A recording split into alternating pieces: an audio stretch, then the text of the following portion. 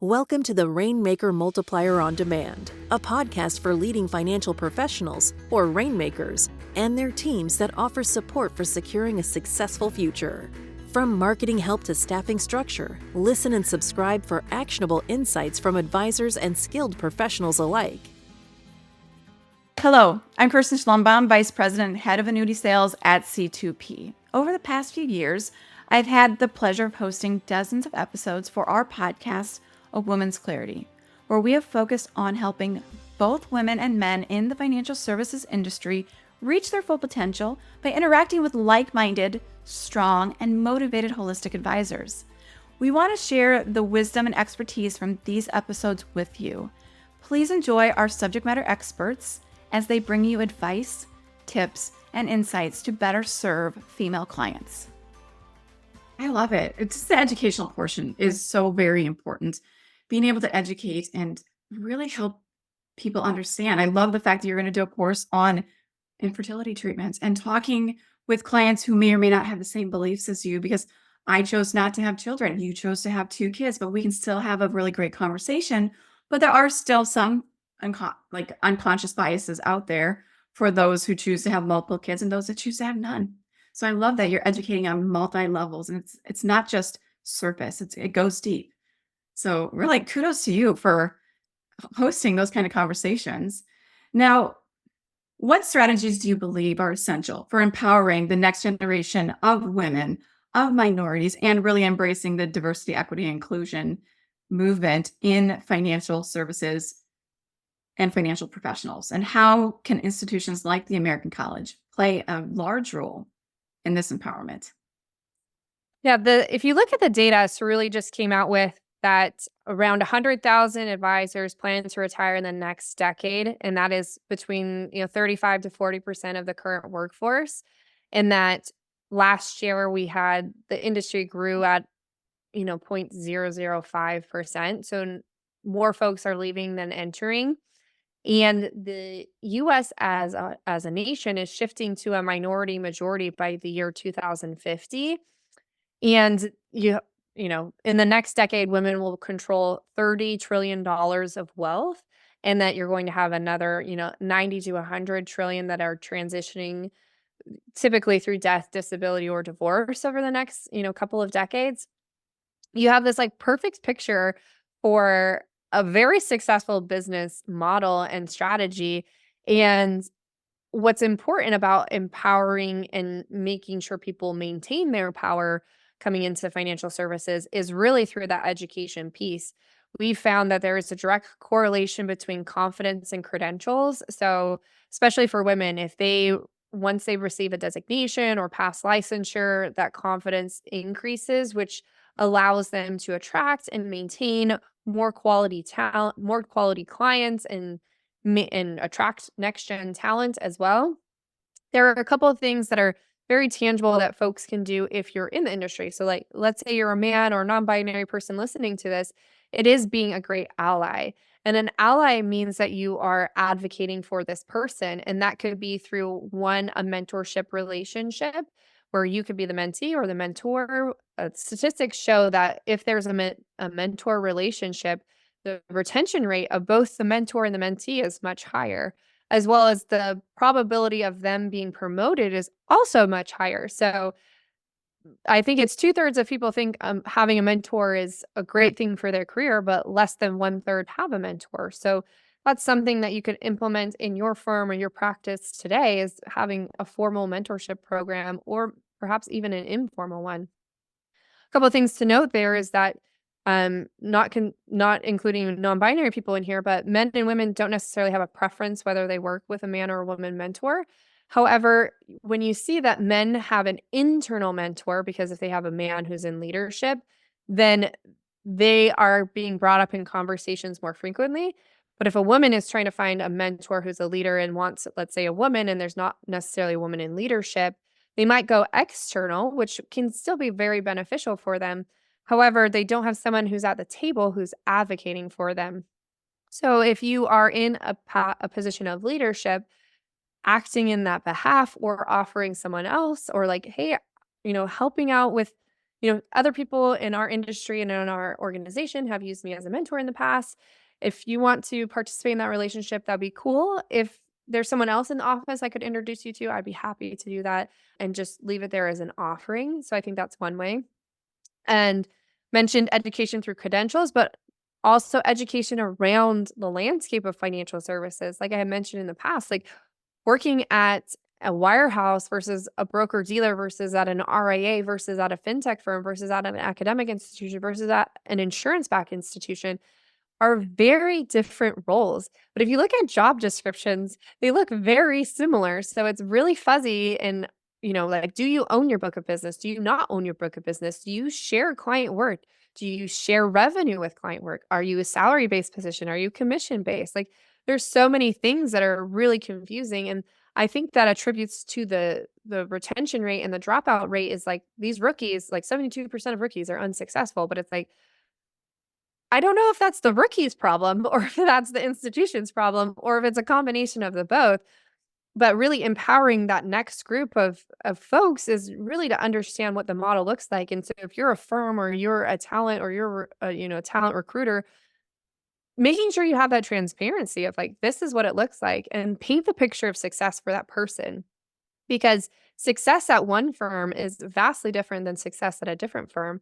And success for that individual through self-perceived success could be very different. And that's what's challenging about financial services is like historically in the past, you might have seen like assets under management, like you got a big book of business, you must be successful. But if you have low client retention or, like your book is aging so much that like by the time they pass away, like 70% of widows switch advisors within 24 months. Like if your book is really old and are aging and, you have death, disability, divorce, anything like that, like they're going to someone else.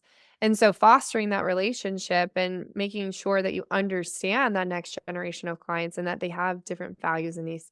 So what's really important for that next gen talent is education through credentials. It is making sure that you have an ally, mentor, sponsor, something like that, and then education around the industry at large. I love that. I personally benefited from a female mentor at one of my past roles. I still stay in contact with her because she and I shared value for each other. So mentor-mentee relationships is not just the mentee learning, the mentor is also gaining from it. So I love that. And to be an advocate and ally in this industry for those that need it, 100% is an awesome, I feel like it's almost a responsibility that we have. And the education portion of the role that you're in, like we believe in education here at C2P, our career path and ladder training is all about helping people move up the ladder. We believe that through the right training, the right education, there's going to be the right retention of employees, as well as whether they're client facing or internally facing. So that's amazing. But you've had a lot of success in your life because you've worn these different hats, even though you say the roles look similar. You worked at different institutions with different culture beliefs and different viewpoints. So I'm going to turn the questions to more of a personal note with you, if you don't mind. I love For those it. listening are probably scratching their heads. I mean, you're very dynamic. You're very knowledgeable, but they probably are asking themselves, because I'm asking myself this as well, is success has a different meaning to everyone. How do you define your success? Yeah, it is interesting because it changes over time. And I think through my personal development journey, I've definitely dove deeper into my values and things that are important to me. So understanding that, my four core values of community, character, commitment, and cultivation. So like I know that about me. And so anything that I'm going to say yes to needs to align with my core values.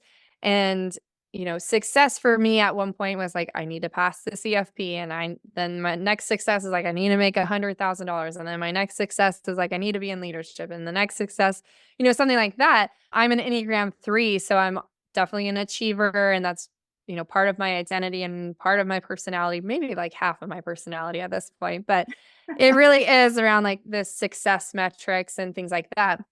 But what I have found in my life is like looking at life in a larger picture. So there are times in my life where I'm hyper focused on like one pillar or one aspect. So now I have this like 9x9 matrix that I incorporate. So now like my type A is like really strong here, but I can send it to you, but it's like a little chart. It looks like a Rubik's Cube, but the 9 different categories. And so I have spiritual, intellectual, physical, environmental, social, occupational, financial, emotional, and fun.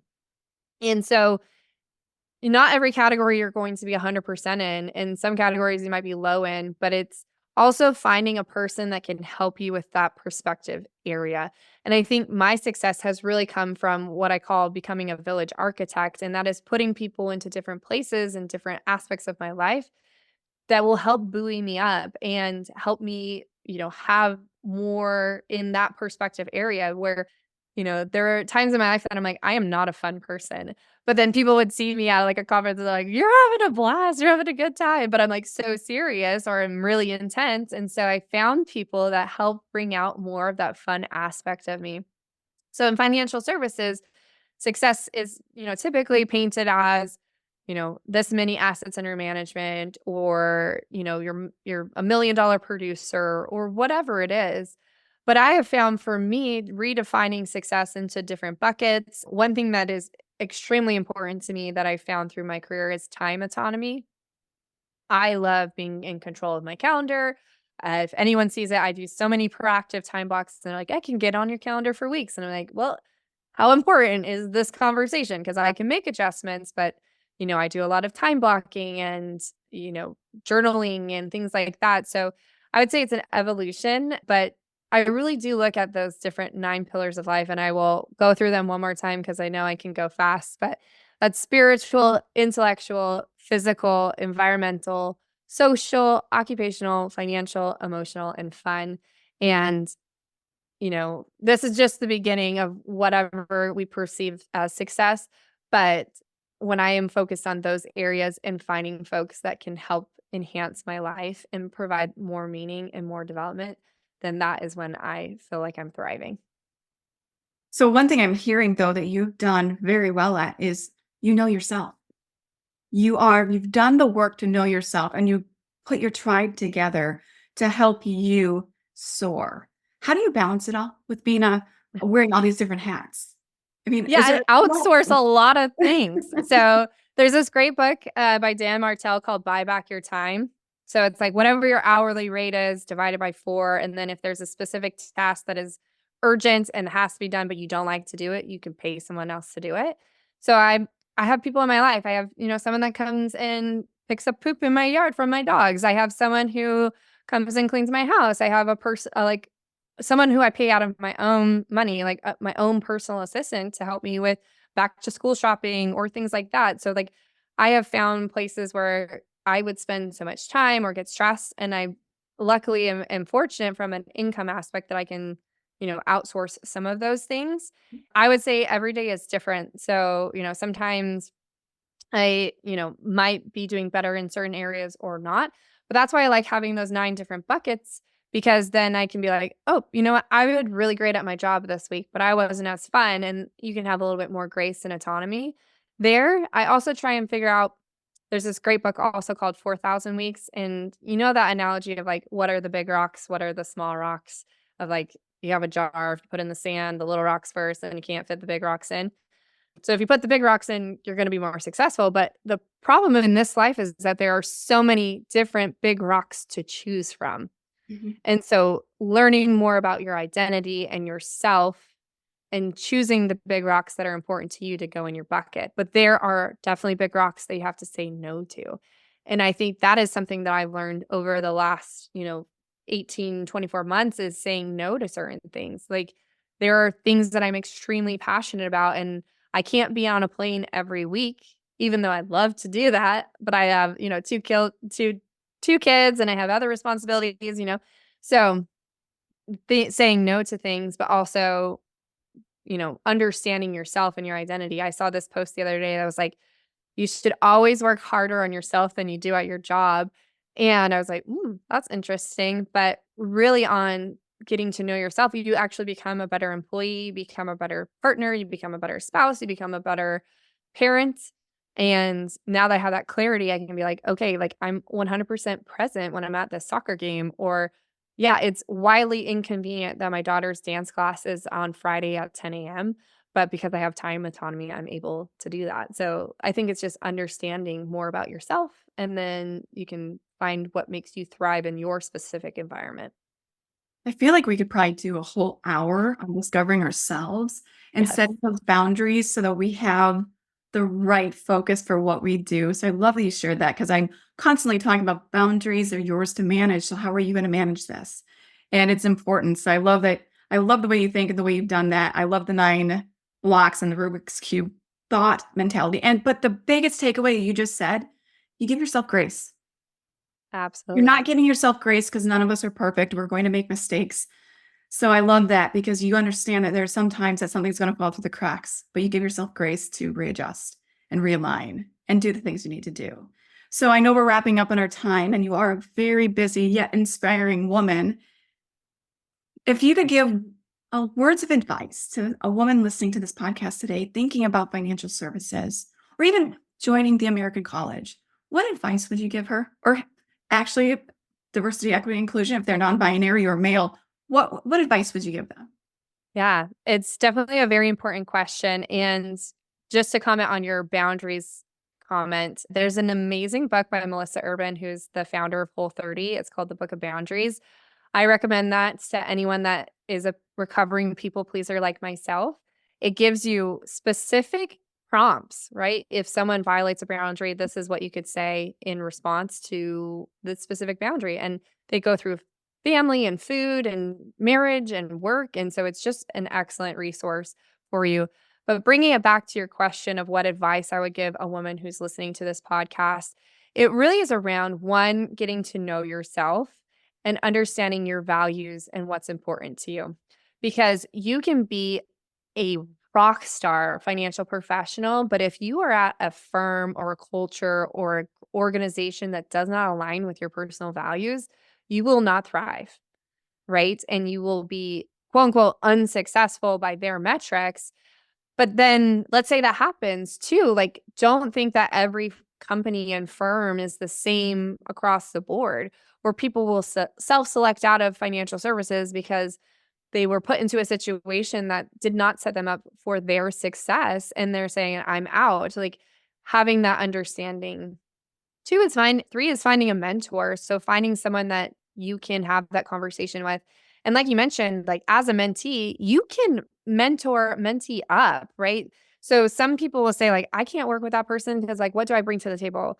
Well, if you are under the age of 40, like you are digital versus, more tenured people, like they do digital. So you can teach them like how to search for something on TikTok. And you might think that's like super easy. But for them, that might be a novel concept. So like there's definitely opportunity to mentor up, especially around the technology component. So if you are like a wizard at eMoney or Money Guy Pro and you integrate that at your firm, you can say, oh my goodness, did you see this one update that they have? And now you can look at cash flow in this way. And they may have never seen that from a mentor relationship. So you definitely have something to provide. And my last one is that you always deserve a seat at the table. And that, if you're there and you're questioning, like, why am I here? Should I be here? Like, if you're there, you're there. And the most important thing with that is that when you're there, frequently I've seen with women, underrepresented groups, they experience or participate in what I call horizontal oppression. Some might call this queen being or whatever. It's where you attack someone who is also part of a marginalized community because you are threatened that there's only one opportunity out there, right? Like there's only one woman that can be at the seat at the table. And so I cannot help this female advisor because that's going to be my seat. And if I help her, that could be her seat. Like we can get a whole nother table or whatever. But participating in horizontal oppression, no, it doesn't help you. It doesn't help them. It doesn't help anyone in this equation. So it's really about knowing yourself, getting a mentor, getting educated, doing all of that. And, confidence is really around your ability to trust yourself. So you can gain confidence by trying new things and being educated and getting those credentials. And this industry can be a place where women and underrepresented groups, they can thrive. Lindsey, I feel like I could listen to you all day. I love what you're telling me. You're speaking to my heart, and I'm so grateful that you took the time to share everything with us. You bring such inspiration and knowledge, and now I'm like, I'm gonna go get myself a Rubik's Cube. I'm gonna do this. You've inspired me to even take my game to the next level. So thank you so much for being here with us. and sharing. I hope to have you on in the future with more great and exciting news and new and innovative ideas that you come across. So thank you for being here. I'm happy to be here, happy to come back. And if any of you want to, schedule time with me, you can find me on LinkedIn, Lindsey Lewis, MBA, CHFC, CFP, or on your social platform of choice at Influencing Finance. And I'd love to continue the conversation. Like I mentioned, I opened my calendar up because I am so passionate about this next generation being able to thrive within financial services. Thank you for sharing that, Lindsey. And for those of you listening, she means it. Reach out, grow with us, grow with Lindsey. And whatever you do today after you get done with this podcast, make your day a great day. Thank you so much for listening. Thanks for tuning in. This podcast was brought to you by C2P, an organization whose purpose is to educate, train, grow, and support holistic financial advisors so families can achieve true prosperity. Never miss an episode by subscribing now to discover new resources and strategies. Visit c2penterprises.com to learn how we can help scale and secure your business. At the time of delivery and any subsequent publishing, information was deemed reliable but is subject to change by the time of listening or viewing. The contents of this piece include options and projections of C2P, are subject to change, and are for informational purposes only. The information provided in this presentation is not intended to be individual investment, tax, or legal advice.